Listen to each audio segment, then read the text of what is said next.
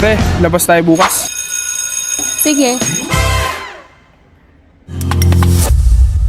Ngunit biglang katahimikan. Wala namang matandaan na nasabi baka sakali. Uy, bili na kayo ng basaron. Malutong sa labas, malambot at malamig sa loob. Tamis at sarap ng kalabasa. Kakaiba, pero swak.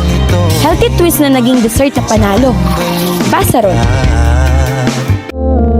Ah, kaya pala familiar. Gusto to ng boyfriend ko.